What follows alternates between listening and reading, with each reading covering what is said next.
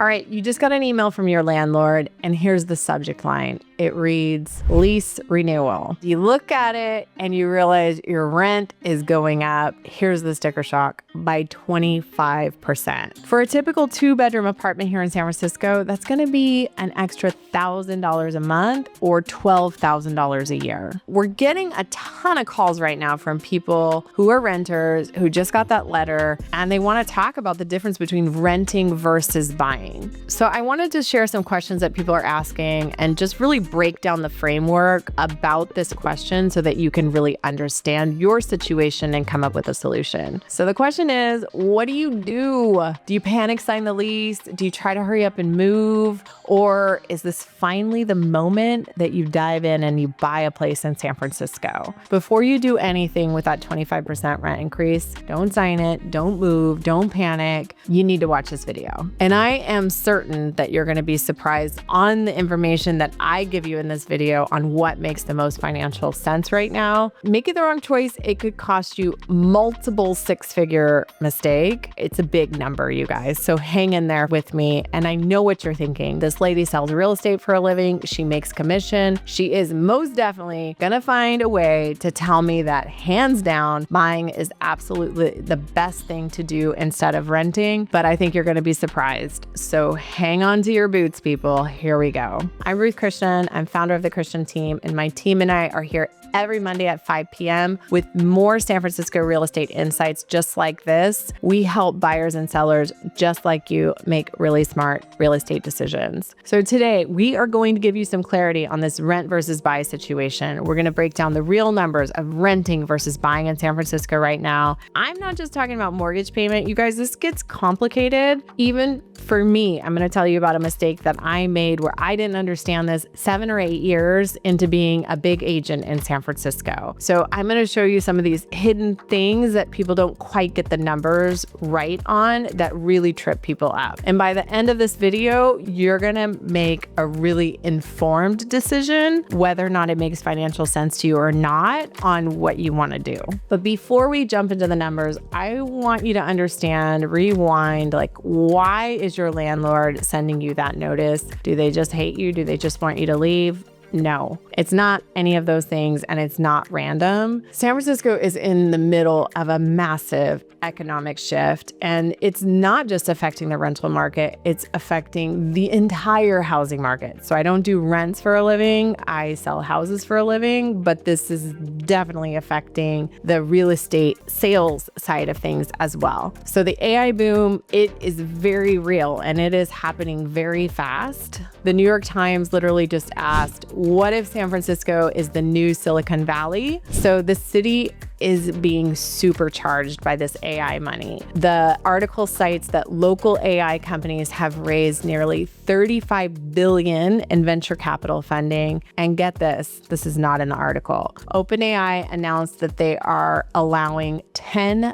billion in secondary shares to be sold on the market. And from what I understand, this is happening in the next month. I've been selling houses for 16 years, and I will say it's sometimes hard to remember the previous seasons, but it genuinely feels like the excitement and the motivation that I'm seeing from buyers right now in the market is faster and more intense than I've seen it in my entire career. The AI boom, it's creating real tangible wealth. This isn't just money that's going into companies. Well, first of all, we've already seen quite a bit of OpenAI buyers. We've sold 5, 6, 7 houses to OpenAI buyers in the last 12 months, and they're not part of this. I think initially, the way I'm understanding it is that they're employees that had been there longer than 4 years. They were given some options for secondary share sales, but other people were not. With this new round, it hits a lot more of their employees. So that is the new part. Obviously, this is creating a new wave of OpenAI millionaires. And of course,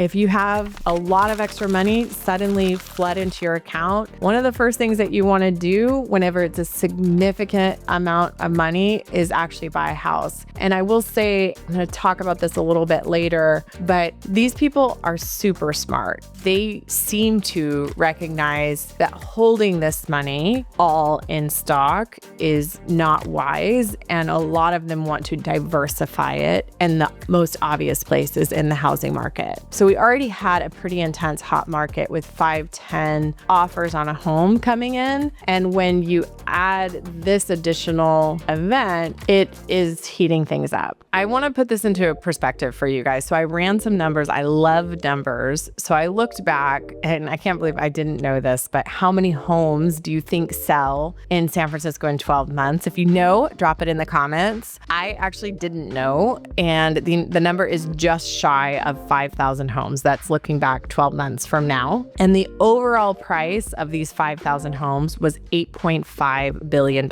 adding them all up together, right? That equals the median price of about $1.75 million. So let's think about it this way. If only 20 to 30% of that OpenAI $10 billion makes it back to the housing market, we're going to look at an increase in San Francisco of a similar rate of about 20 to 30% increase in sales. And that's in an already constrained market. We already, prior to this, have multiple offers, 5-10 offers on a lot of homes. So that increase is going to have a real impact on San Francisco. And I know not everyone works at OpenAI, but this is the interesting thing, is it's actually making everyone else act as well. So in the last week, I've had calls. I mean, we're getting these literally every week. I've had calls from people who want to fast forward their search. One of them was from a client, so many people like this, that we sold their place during COVID. She had a place in the Mission. She actually moved up to Bend for a while, and then she didn't like it there and moved back down and was living in the peninsula. She's a trainer, so she actually has a training business. It's gone really, really well. But she was thinking at some point in the next few years, I want to buy in the city. And she's hearing that prices are rising, and she's worried that it's going to get away from her because she doesn't have OpenAI money. And so she's looking and saying, I can afford now. I can afford to buy now. So even though I was thinking about buying in 2 to 3 years, I'm going to do it right now. And guess what? She is literally already in contract. Another buyer, different situation, same story. So he lives in Cupertino. He has kids in high school. We get this a lot. When the kids go away to college, these parents, empty nesters, want to move back to the city. They want to buy a place that they can live in, that their kids can come back and visit in, so they can relive their youth. So even though his, I think, oldest kid is in 9th grade, he is also worried that he is not going to be able to buy 4 or 5 years from now when he wanted to buy. So he wants to start looking at buying now. So I think what we're starting to see is a lot of people fast forwarding their plans to buy to beat out the OpenAI money. And we saw this a lot too. I remember 2012 when Facebook went IPO. I had clients that worked at Facebook, and before the IPO, they were actually rushing to buy homes because they were anticipating the prices going up a lot when their counterparts, their colleagues, got their money and they didn't want to compete with them. And then everybody who didn't work at Facebook was also speeding up their purchases in order to buy before that happened. So this feels similar, but more intense. Now, if you're not living here in the Bay Area, you might be looking at the national news and seeing headlines about the housing market around the country being frozen or struggling. I have friends all over the country, and I hear that a lot. I believe that. I think that it's true, but San Francisco isn't playing by the same rules as other parts of the country. What I see right now is that we're actually experiencing this perfect storm of factors that make the market really, really robust. So here's the key ingredients. First of all, we talked about the AI boom. That's the $35 billion of rocket fuel, plus we add the extra $10 billion of secondary shares being sold. So that's number one. Secondly, if you follow what's happening to interest rates, they're expecting that the Fed is going to drop interest rates any day now because of a bad jobs market. Now, in the Bay Area, we do not have a bad jobs market. We have a much better than the national average jobs job market, and most people working here are making more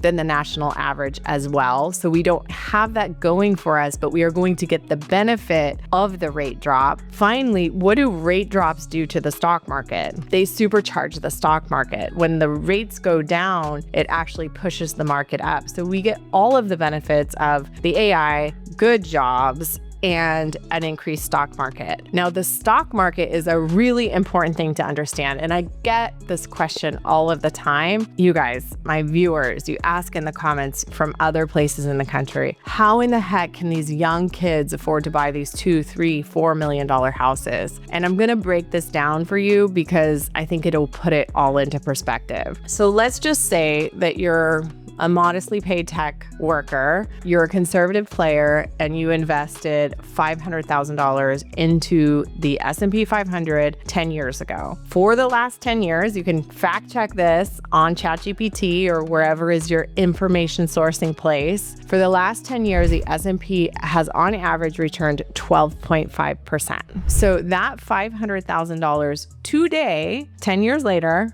would be worth $1.6 million.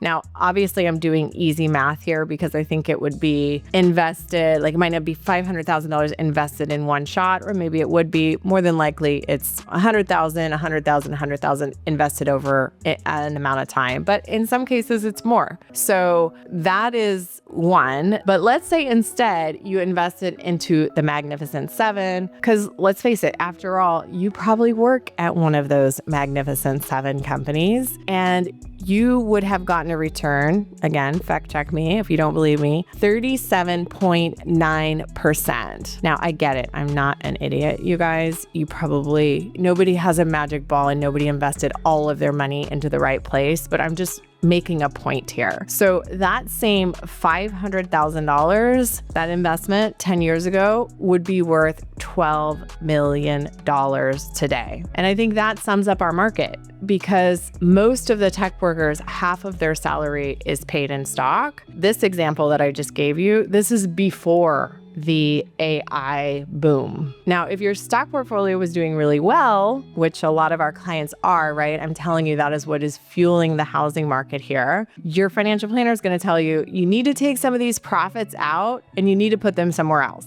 Right? So where else do you put them? The most obvious place is going to be a house. I got on a bit of a tangent, but how do you actually decide if buying now is a smart move or not? Let's get to the numbers. I want to show you the New York Times rent calculator. It's really good. You can go in here yourself. You can play with this. So I put this at 7, right? This is the median price of a home. Now, this is pretty cool. Like buying is better. This is the purple, right? So the least expensive you buy, the better, depending on the factors below. I put, if you're living in a median priced home, you're probably paying about $7,000 a month. You can adjust that here. The more you pay, the more attractive it is to buy, right? So how long do you plan to stay? I put 10 years. What are the mortgage details? You guys, we just had a buyer lock in at 5, which is amazing. I have not heard of 5 in a long time, so I was really excited. But you can change this. I think probably most people have been at 5.5, but if you want to put 5, you can. 20% down. The mortgage, I put at 30 years, no PMI, and then home prices. So this is an important factor. I looked at the numbers, and it's so easy to analyze numbers now with ChatGPT and stuff. And so this is the thing. I didn't get those numbers from ChatGPT. I actually got them from Compass, but the average appreciation on a single family home was 15 to 17%. Now, here's where I think people get it wrong is that, including me, when I purchased something for investment, which I'll get to in a minute, is that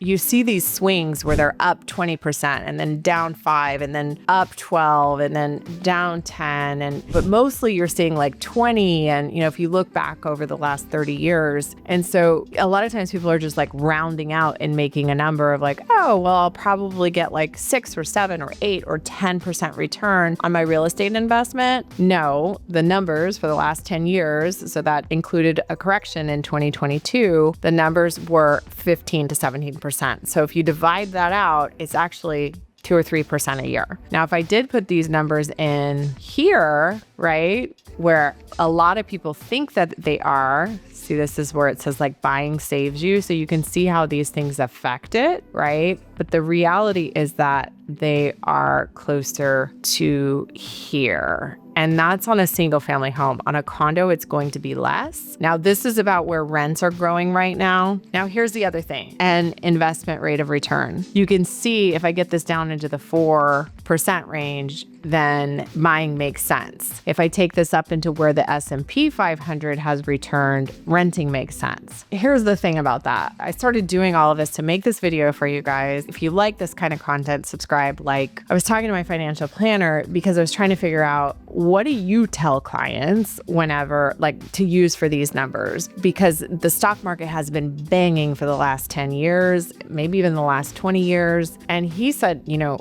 honestly, if you go all the way back to the early 1900s, the average return is just over 11%. So it's not that. But this is what he said, is he said that first-time buyers don't often have that money in the S&P 500. They actually spend it. So he said when he's doing these calculations, he would actually have them in the low like 4s or 5s because conservatively, he doesn't actually see that they are putting into the S&P 500. So this is the thing, and you may be different, right? You may be very, very disciplined and very hardcore. And that's why it's just important to like know these numbers and know yourself, because when you look at the difference, if you did invest it, you're going to do better by investing than by buying. But the question is it acting as a forced savings account for you? Which for most people it does. And that's why if you look at studies about buying houses, you find that people who buy houses actually have higher net worth. And there's a lot of even recent studies about this. When I first bought my first house 20 years ago, it was all we had. The down payment was all we had.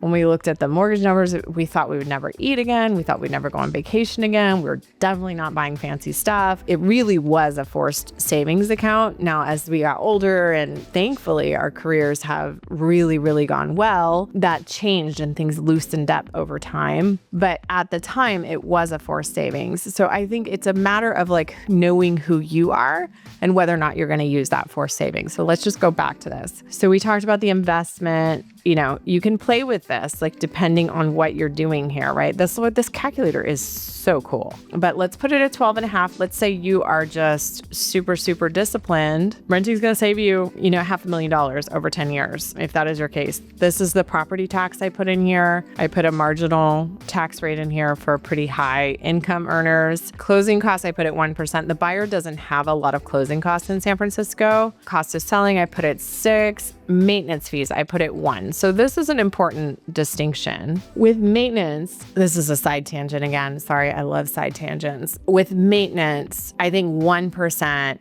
you know, that's on a $2 million home, that's $20,000. You do want to save about that to like reinvest in your home. What if you need a new roof, that sort of thing. I hear buyers all the time saying, I don't want to pay HOA fees. They're such a waste of money. Well, guess what? No matter what, the home needs maintenance. So either you're saving for maintenance on your own home where you're maintaining things, all kinds of things happen. These homes are old. So there are things that come up. If you're lucky enough to buy a brand new one, there probably won't be as much, but in San Francisco, the majority of our inventory is 1900s-ish construction. And even the 50s and the 60s, those homes built then, they need a lot of things over time. So just planning that maintenance, I think, is really important. So I didn't put common fees because we're talking about a single family home. So anyway, so that gives it to you in terms of playing around with this, and you can play with it however you want. I think you do need a subscription to the New York Times to play with this, but it is very interesting to play with. And the biggest places that you're going to see the adjustment is going to be on the appreciation rate of the home and on what you're doing with your money. So in talking with my financial planner further, who I love, by the way, he said that he advises, and I didn't have a financial planner when I was buying my first house, which is part of why I want to put this kind of content out for people who don't have access to those kind of people to talk to about this. And of course, I would love to talk with you one-on-one as well. But he said, and I have noticed this when I work with clients who are working with financial planners who are usually in higher price points, but he says he advises his clients that they should not see their primary residence as a financial investment, which I think might break some of your brains. It's a totally different category. And like I said, he also mentioned that it's a forced savings account for people. But really, the thing about buying is that a lot of people buy more for psychological reasons that honestly can't be added up on the spreadsheet. Now, I do think there are also a lot of misinformed buyers who buy thinking something different than what is true, which is why I'm here to tell you the truth, even though you might not buy a house, and that is totally okay for me. But I think wanting to build a community with neighbors, if you're getting a rent increase and that, or you're, God forbid, your landlord wants to sell because the market's going up and you're uprooted from the community that you already built because you thought you were going to be there and you've already done all these things to your rental and now they want to sell it and you have to leave. I think the control of knowing where you live and also being able to remodel your home however you want, even if that doesn't make financial sense. Who doesn't want to have, whether it's like, I'm thinking paint colors, but there's so much more than that. Like, what about remodeling a kitchen? Or I picked out this really beautiful tile for my bathroom floor that I really, at the time, I didn't think made any sense for the price of my house. It was a very big spend, but I love tile. And I just thought to myself, this is my home and I'm going to live here probably forever. I want it to be the way I want it to be. And that's not something that you would do in a rental. So there's different reasons. My sister lives next door to me. I would never want to get kicked out of my home. And I would never have advised her, or we would never have talked about her buying a home next door to me if we didn't both own the homes, right? So there's other reasons that don't fully make sense. Another thing is that buying does give you the peace of mind of knowing that you're fixed into a certain payment per month. And if we're in an environment where interest rates are going down, you may even be able to make your payment go down, but rents are going up. So you're going to get those rent increases. So just knowing that you have that fixed payment is a little bit of security and peace of mind that not only are your payments not moving up, but you don't have to necessarily move when you're not ready to. The other thing that I'll say is that the equation is different depending on how much money that you have. We work with first-time buyers. We also work with some billionaires. We work with people across all price points. And when you're a first-time buyer, it makes less sense on this spreadsheet or this calculator to invest the same amount of money than if you have a lot more money invested into the stock market. And that is definitely something that your financial planner would talk to you about, is that diversification becomes really important the more money that you have. I'm sure you can tell by looking at me that I've been around for a while. I feel like most of my clients, or many of them, are younger than me. But the good news is that I've been through multiple boom and bust cycles. So I'll just share some perspective from an old lady. My husband is in tech and was also in tech still in the late 90s. And at that time, stocks were soaring. He was very, very, very young and single. He told me, I wasn't there for this, but he told me he was actually literally thinking about buying some silly, extravagant things. Like he was looking at some island off in the middle of nowhere. He was young and he saw these stocks soaring. He didn't have a partner. He didn't have the wiser half. And yet some of his friends who did have the wiser half, actually, and were married and settling down or thinking about it, they actually sold off some of those stocks and they bought houses. So then you fast forward to 99 or 2000 and the market burst. All of that money that many of these tech workers thought they had, it was gone. It was never there. The only way that you can realize money in the stock market is to spend it. Now, obviously, the other argument is like if you spend it too soon or you spend too much of it, then you look at like, oh my goodness, look what I could have had if I left this in the market. So it's a delicate balance, but I think in retrospect, he felt his friends had something to show for all of that money that they were making, and he did not. That was something, I think it was a lesson that really kind of stuck with us and that we thought about as we were traveling through life and different markets and different cycles. So I'm trying to give you a very fair and balanced view here of buying versus renting and just kind of all of my life experience. One thing that I would say is that the reality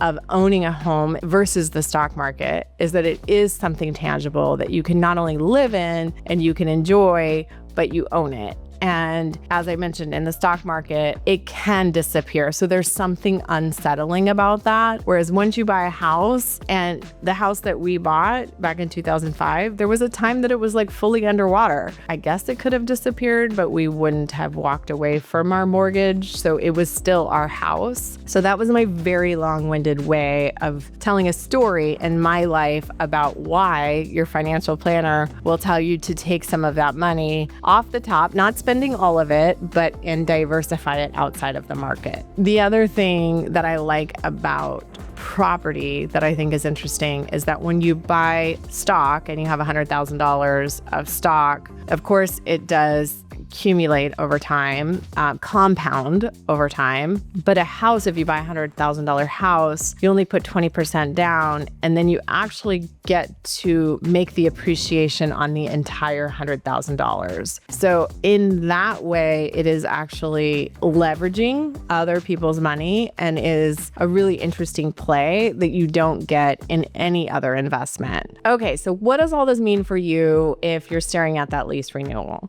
Don't panic.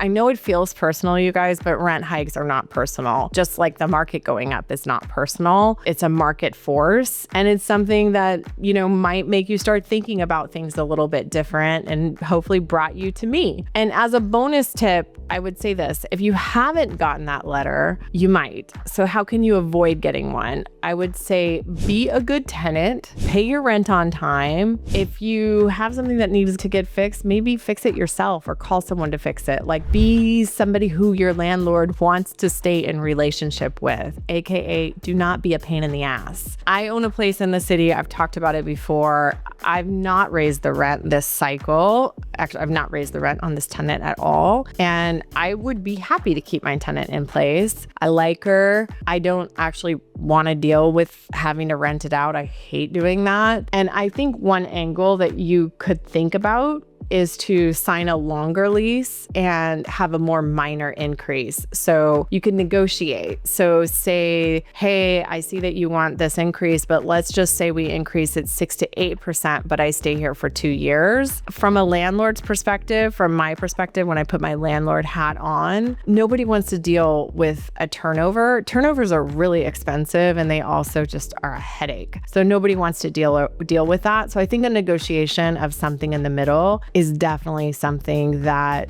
you could have a high likelihood of success. So second, run your numbers, use the calculator I showed you, but be brutally honest and conservative with the inputs that you put in. What is your timeline on the horizon? Are you really disciplined enough to put the money that you would have invested into a mortgage and a down payment into the stock market and leave it alone? That means when the stock market goes crazy that you don't do a dumpster sale. A lot of people make that mistake. I would encourage you to view a home as something other than a financial investment vehicle. And I love working with clients who have that kind of foresight, and I try to educate people even on these numbers. If you want to view it on a black and white spreadsheet, as I've showed you, it just doesn't fully make sense, which is why if you've contacted me in the past about buying an investment property in the city, chances are definitely high that I at least tried to talk you out of it. Now, some people want to do what they want to do, but I'm always frank with the information that I know to be true. But for a single family home, there are other psychological reasons, there's diversification plays, and other reasons to make this investment. Lastly, if you do decide that you want to buy in San Francisco, I will tell you right now, you need more than ever, you need a bulletproof strategy to compete in this market. It is intense. It is moving very, very quickly. So it's really important. My team and I have strategies where we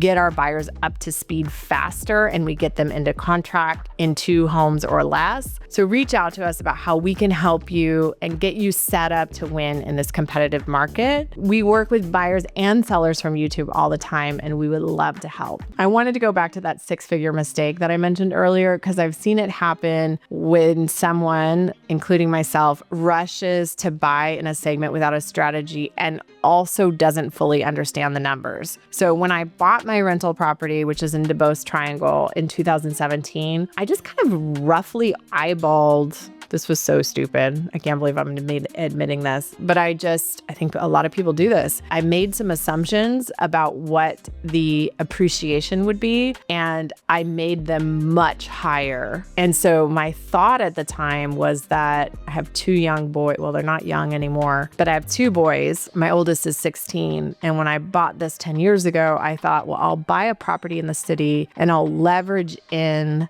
the ability for them to buy when they are ready to buy, when they graduate college. So I was thinking that, this would leverage it in, then they could probably not, but either move into it or we could sell it and they could split the down payment and they could use it as a way to help them with a down payment on a house. So please, please, please, I want them to stay in the Bay Area. So that was kind of my idea. Since I didn't get those numbers right, despite having been in real estate for 8 years at the time, and not really understanding the numbers, I'm not underwater, but the property is probably worth about what I paid for it. So sort of underwater. I have another video where I broke down all of my biggest ever financial mistakes. And when I did the calculations about taking the down payment that I put into that property and factoring in some other things, you can watch that video to see the details. But it came out with, if I would have put the same down payment into the market, which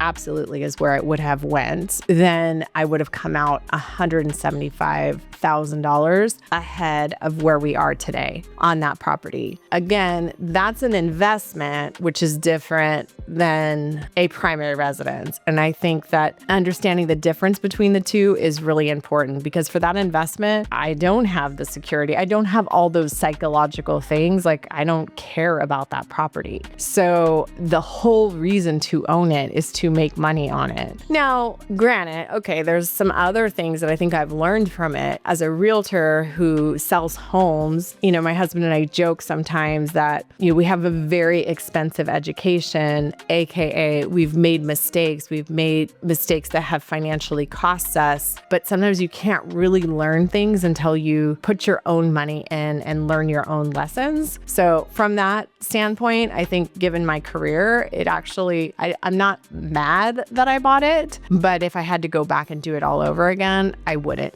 do it. So the reality is, if you want to buy in San Francisco, and especially if you're a first-time buyer, I think you have to see it as something other than an investment. But the reality is, buying isn't for everyone, and it might not be the right move for you this year, but I think you owe it to yourself to have a plan and to actually understand the numbers so you're not surprised by them later. I think the calculator is a really good starting point. And, your situation is unique. So looking at it with your own situation in mind is important. And if you are facing one of those rate hikes, and after watching all of this, you still want to talk about buying and you want to build a real data-driven strategy for your next move, whether it's buying now or preparing to buy in a year or two, let's hop on a call. You can reach me in any of the ways below. As you can see, my team and I, we're going to tell you the truth, even if it costs us the sale. We really want you to go into this decision with your eyes wide open and do what is best for you. If you want to dive deeper into all San Francisco neighborhoods, head over to our website where you can check out videos on almost every neighborhood in San Francisco. We have tons of really valuable resources that you cannot find anywhere else online. And to see the neighborhoods where we're probably going to see the biggest boom because of